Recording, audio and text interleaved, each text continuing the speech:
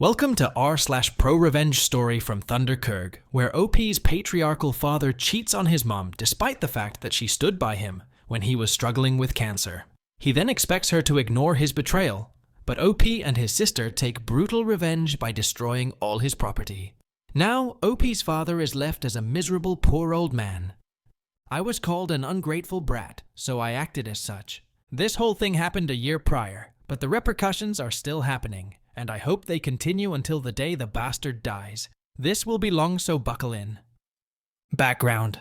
Growing up, me and my sister had no love toward our father whatsoever. I'm not going to bore you with details, but alcoholic, abusive, violent are the few that come to mind.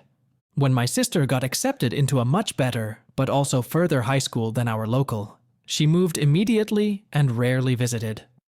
We were 10 years apart, so I was 4 at that time. I grew up resenting her for leaving me to deal with his, because all by myself. But now I understand better, and we're on good terms. My local factory was so big that it supported my whole town. Virtually everyone worked there, so everyone knew each other. My parents too, but then it's purchased by the defense ministry, and they decided to cut off anyone without at least a high school degree. My mother was let go, and this was after she'd had me 4 months.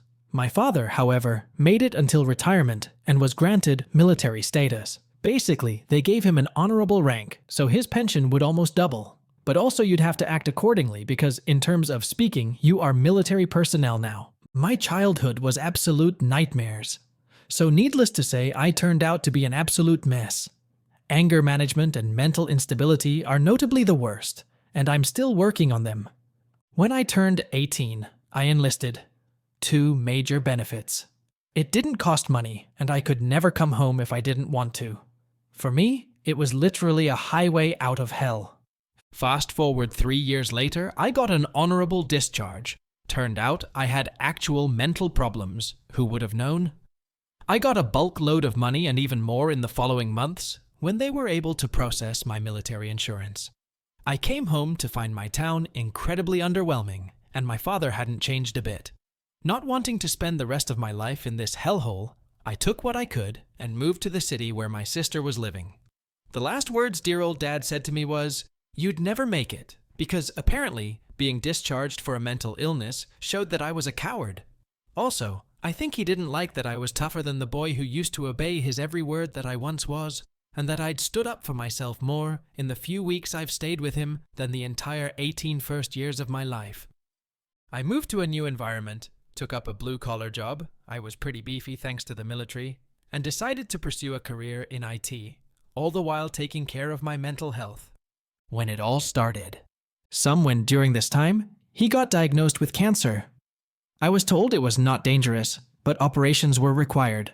My sister had actually reconciled with him, partly because of my mother, a few years prior, and would occasionally bring my niece home to visit them.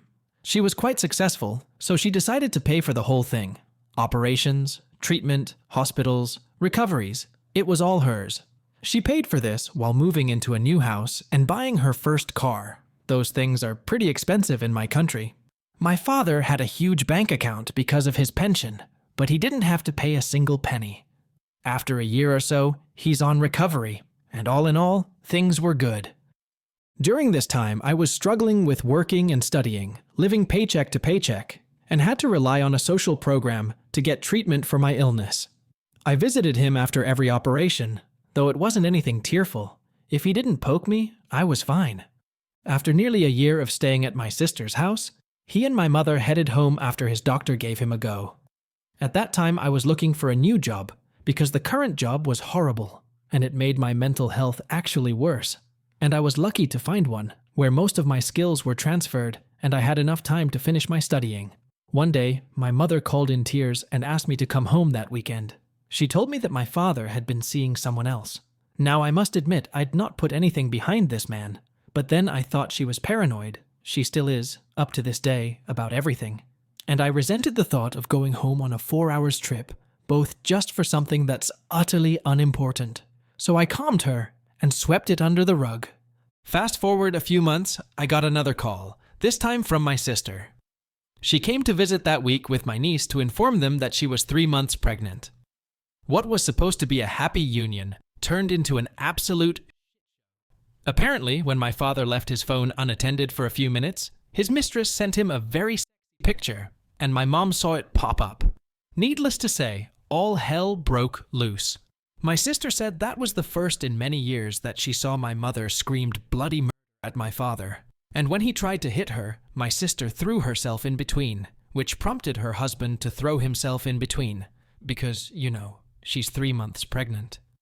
It all ended in a very teary trip back to our city after hours of hurling insults at each other. The only good thing that came out of it was my mother somehow was able to bring his phone with her. We convinced my mother to get a divorce, but she's the submissive housewife who thought divorces were worse than boiling live puppies, and I think back then she's still somewhat hoping that he'd turn around. They've been together for almost 35 years at that point, so I figured something must have been there. She didn't want it, so we dropped it and decided to cut him out for good. Lo and behold, half a year after the incident, my father's side of the family started to contact me. I have a strict no-call policy, where the only people allowed to call me outside of work hours are my mother, my sister, her husband, 3 of my best friends, and only recently, my boyfriend. So to my bamboozlement, my father, his sister, my aunt, his mother all called within a day. They suddenly acted so nice and convinced me to come to visit them. Obviously, that was all a ruse. After the incident, my father's side all blamed my mother and said she should have kept it a secret and not made a mess for the family's sake. They also disavowed me and my sister because we were ungrateful brats after we did not accept their ultimate argument, he's your father after all. Out of morbid curiosity, I ventured back alone to see what it was about. Turned out, they wanted to sell his house. It was on my grandmother's land. Back when he was about to undergo his first operation, we didn't know how it'd turn out. So he transferred the house to my name because apparently, inheriting a dead person's estate in my country is a living nightmare. Out of convenience, we convinced my grandmother to give me the land as well since she was very old, 80 at the time. This was back when we were on good terms. I knew for sure they would rather gouge their eyes out than follow up with any of that if it had happened a year later. I smelled something in the air. I couldn't place it, but I knew it was there. So I told them, nicely, that I would think of it and immediately went back, faking an emergency. A plan formed when I was driving back, and that's the first time I'd been so pleased about anything, I actually cracked a smile. I went to my sister's immediately. My mom had been staying with her, and laid out a plan. After a year living in the city, my mom was much more open-minded, and it only took a few convincing for her to agree with the plan. My sister contacted a lawyer and asked what our options were. Because both the house and the land were in my name, they had no claim to them, and any paper that didn't have my signature on it would be considered useless under the law. They could try and claim it was rented out, but then they'd have to move far away in hope that I'd never be able to locate them, and I knew it'd be too much trouble for a couple of old folks. They could claim it's his life achievement, but because he and my mother never divorced, it's technically half hers as well. This is when I came up with an idea. I asked the lawyer, what if my mother filed for a divorce? He said it's highly unlikely the court would reward my mother's full claim unless we could prove that he was unfaithful before the separation. To his surprise, I could. Remember the phone that my mother brought back from that day? It was smashed during the fighting, but generally still in one piece. She asked me to throw it away a few days after, but my lazy just brought it back to my place and threw it in the loft. Sufficient to say, it provided us with more than enough proof of his indecency. The execution. After weighing our options, I called to inform my father that I would come home the next month to make an announcement. He was eager to hear it. Upon my arrival, they were so nice and sweet and whatnot, but after I introduced my lawyer, it's like they flipped a switch and suddenly became vile and violent. I presented him with 2 options: relinquish any claim to the house or be served with a lawsuit. In my country, marital violations are 6 months probation minimum, up to 2 years in prison. After a lot of screamings and name-callings and feet-stomping tantrums, he kicked us out, so naturally, I assumed he chose the latter. At the first hearing, my mom, me, and my lawyer were present. It turned out to be another screaming contest, in which he made up all kinds of lies about my mother. At some point, my lawyer leaned in to tell me that if the officer didn't stop his rantings, it's likely that they were buddies and asked me to let him handle things. The officer told us this case wasn't a priority. It would take months to process. We wouldn't like the paperwork. It's best to settle this out of court. My lawyer politely declined and told my father to expect another hearing soon, under much less friendly circumstances. He tried one more tactic in between, which was calling all the relatives and telling them how my mother was a bitch and I was an ungrateful brat in hope of creating some kind of pressure on us. Very few of them took his side, and even if all of them did, I would have never let him go that easy.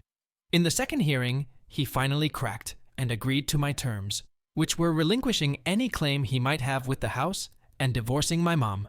Basically, the only person who has any claim to the house now is my mother.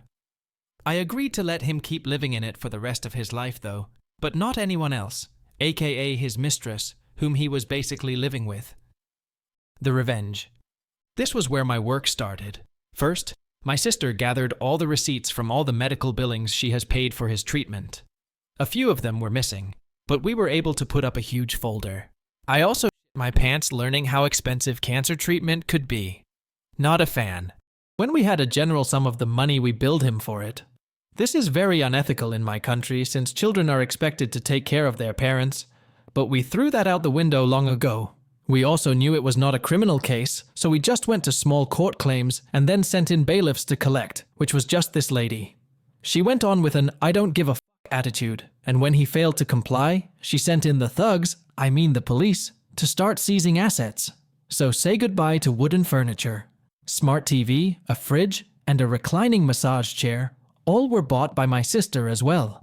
He had to pay out of his pocket because that lady insisted they continue seizing whatever he bought until she saw the money. Although the final amount was halved, my mother, under the eyes of the law, shared half of that for some reason. It still cost him 70% of his saving. Of course, this wasn't about the money. We were just petty. We told the moving company they could do whatever they wanted with the furniture. Looking back, I should have taken the recliner because my back hurts like a even though I'm only in my late 20s.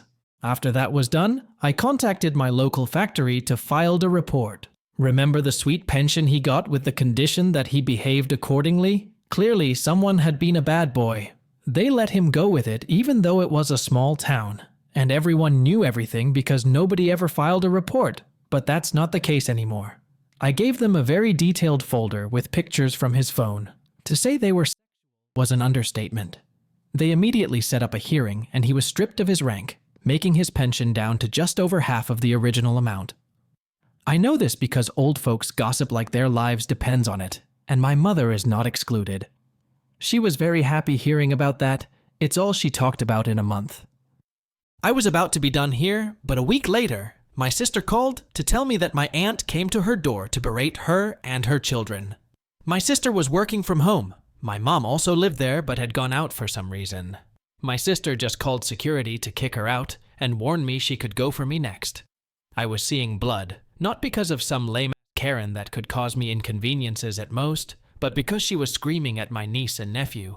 As a gay man, I know full well the bloodline ends with me, so I put all of my love into those little guys, to the point that if I had been there, I would have bitten her head off. So I dug a little and found out my aunt was knees deep in debt. She was hoping she could leech some money off my father, if not from the money he made selling the house, then from his big bank account. Since neither of those was available anymore, she was very angry and thought she could lay it on my sister. You want to know what a man could do with determination and raging hatred? I never set up an online social presence, mainly because up to my 18th birthday, I was too poor to have a phone, and then the military taught me it wasn't needed. But for this special occasion, I made an exception. I created a Facebook account and befriended her. I didn't even have to pretend to be anyone since old people apparently accept friend requests from anyone. She had this vibe where she'd show off her money and her vacations and her items, like a wealthy person. From my mother and her trusty gossip circle, I knew that she always told whoever she owed money that she was struggling, so I figured she must be blocking them. The next part was easy. I just had to send all of her selfies to everyone she's owing to. I didn't have to declare myself since I was literally on a throwaway account, so it's just this really long line of messages that showed my aunt spending her money lavishly. For the next following month, she was threatened, not with legal actions like I did, but with much more sinister actions. She would have thugs, not the police, throw gifted at her door, like paint, fish sauce, and sometimes literal shit. My mother also told me this, of course. She finally figured out what I was gonna do when I told her to find me a list of all the people she's owing to. The pro-revenge. As much as I want to take credit for this, the idea wasn't mine. Forgive me, for I once again had to lay out a bit of background. My father's side of the family is this very traditional family, where you would have a person acting as the head of the family deciding things that matter. This was way before the war, so obviously they don't do such things anymore. But the head of the family still has a certain voice, and there's this once-in-a-year ceremony where we gather together to pay tribute to our ancestors. During the ceremony, the head of the family will give a speech, and then some announcements like who died, who got married, who gave birth, etc., etc. Then there will be a celebratory party where we basically get shit-faced drunk. My great-grandfather was the head. He had 3 sons, and 2 of them died during the war. So my grandfather took the mantle, then my father, and eventually me. This whole side of the family is in another town that's like 3 hours away from our town, mainly because my grandfather didn't expect to be the head, so he moved out seeking opportunities. I found these gatherings redundant and unnecessary, but that year I was actually looking forward to it. My father tried to keep the actual date hidden. It wasn't fixed, but generally somewhen between June. But he seriously underestimated my mother.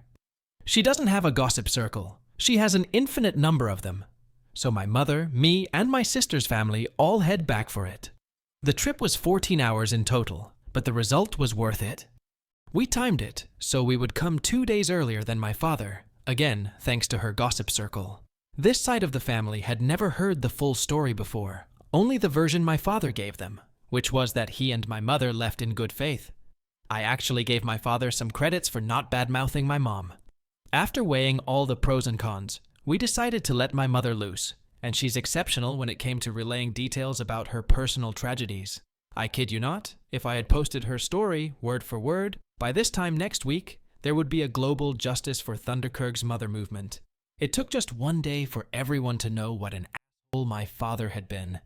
The look on his face when he arrived, with my aunt and my grandmother, and saw my family already, there was priceless. He got the stink eye from everyone for the rest of the day. Nobody would initiate conversations with him, so he's just sitting there like a sad dog. Now I know what they said about dead horses, but this idea was brilliant not to follow through. My uncle, let's call him Oliver, came up with this. In the hierarchy, he's equal to my father, and in the event that my branch doesn't have a male successor, 100% what's going to happen. His branch will be the head of the family. He told me I should take up the mantle of the head. It was very sudden. I didn't have a speech ready. My father was supposed to do that. But Oliver told me I could just tell whatever I want, because nobody really paid attention to that thing anyway. All the other elders were okay with it. The speech wasn't even the best thing. At the celebratory party, people will be assigned tables based on the family tree. Heads of each branch will sit together, their children sit together, the elders sit together, so on and so forth. Because I was elevated to the head of my branch, I would be sitting at the big boy table. My father didn't even get to sit at my supposed table, because miraculously, it was full, even though I could have sworn there weren't 20 of us, and each table can sit up to 10. He had to sit at the regular table with my aunt and a bunch of nasty widows who didn't hold back on their snarky comments, so I was told. I don't think he'll ever come back to one of those anytime soon. The aftermath. My father is now just a miserable old man. His mistress left him because, surprisingly, she was after his money. He's living in our old house with next to nothing. His retirement money, though halved, was good enough for him to live by. Last I heard, his cancer has come back, and obviously this time my sister won't be paying for it anymore.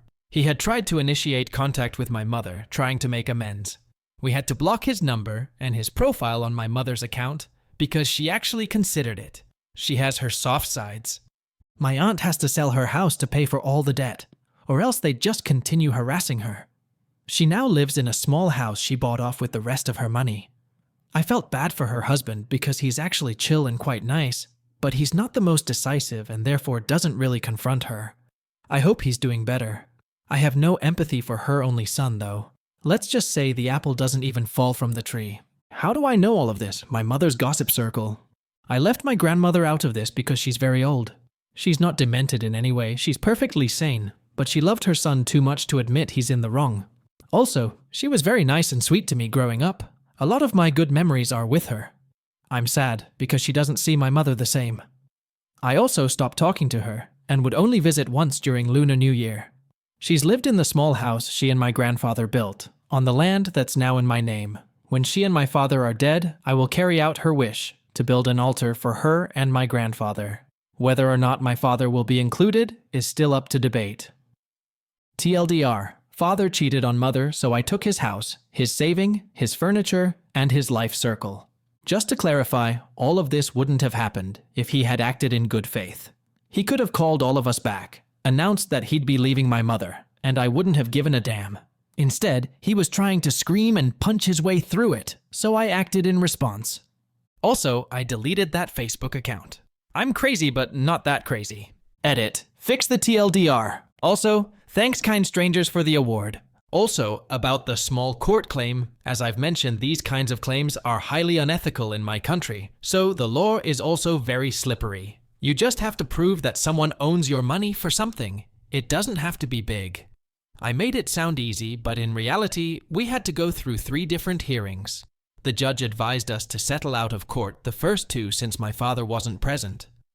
The whole thing took almost a year before our claim was rewarded. My sister gave birth to my nephew around this time.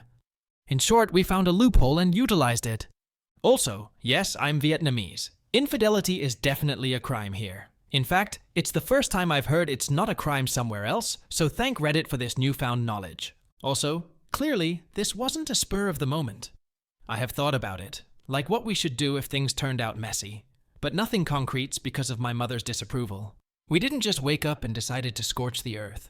The revenge was really brutal. When OP's father, who always mistreated his family and cheated on his wife, OP and his sister took heavy revenge on him.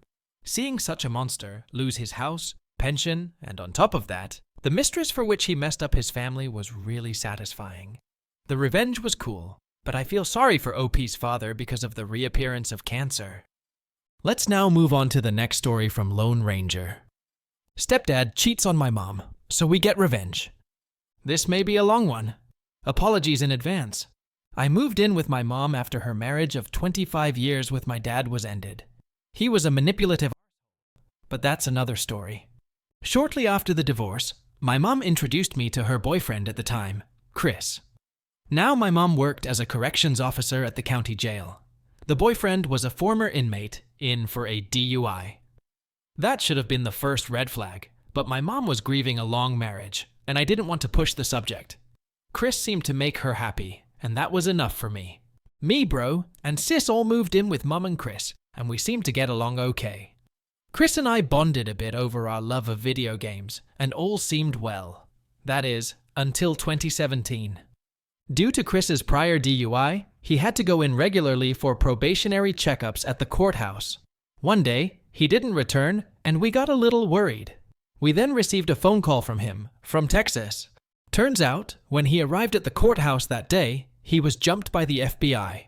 His family from Texas was implicated in a number of gang and drug-related crimes, and due to a situation where he was in a vehicle during a drug handoff, he was on the hook as well. He ended up agreeing to testify against his family members in exchange for a shorter sentence and being allowed to be out of prison before the trial. My mom was distraught, and over the course of many phone calls over a year, they worked out their marriage plans when he returned.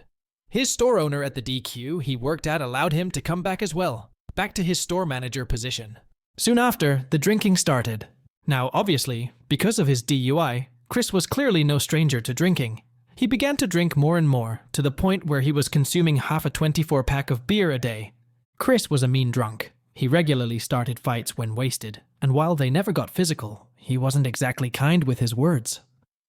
My mom enabled his behavior for several years, saying the stress was getting to him from work and from the upcoming trial. Finally, after several years, my mom had enough. Chris came home extremely drunk one night, and my mom confronted him. She asked if he'd been drinking, and when he didn't deny it, she kicked him out. He went to live with a friend temporarily. The next morning, Mom asked us to help gather a few of his essentials so that he didn't have to re-enter the home until he was sober. While we were gathering his things, we heard a knock at the front door.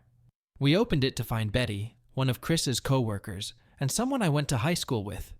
She told my mom she had something important to share. After sitting my mom down and telling her not to share where she got the info from, Betty told my mom about how Chris was cheating on my mom with Darla, how he regularly had Darla perform sexual acts in and around his workplace, how Betty had caught them, and how Chris told her that if she ever told my mom, he'd fire her. He was the store manager. And finally, how Darla was pregnant. My mom was angry. After the initial shock wore off, she told us to round up all of Chris's things and to dump them outside. We took everything of his out of the house and tossed it all in the alley behind our house. Chris had no reason or ability to return to the house. It was rented, with only my mom on the paperwork, so no issues there. In the meantime, she called and confronted him. He confessed to the entire affair, and that he was happy Darla was pregnant, because that meant he'd finally have a child of his own. Mom refused to have more kids. We three were massive strains on her body. She likely wouldn't survive anymore. He refused to apologize for any of his actions. My mom arranged for him to collect his items from the alley, with an officer present, and he left our lives. The revenge. Now my mom clearly wanted to dust her hands of him and move on. She was already quite emotional from the whole ordeal and wanted nothing more from him.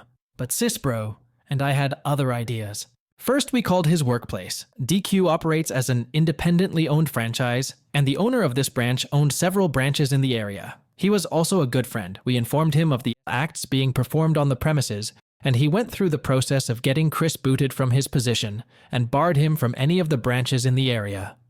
Funnily, Betty got his position after he left and now runs a tight and clean ship. Chris no longer had a job or a place to live, and so went to live with Darla in a town about an hour away.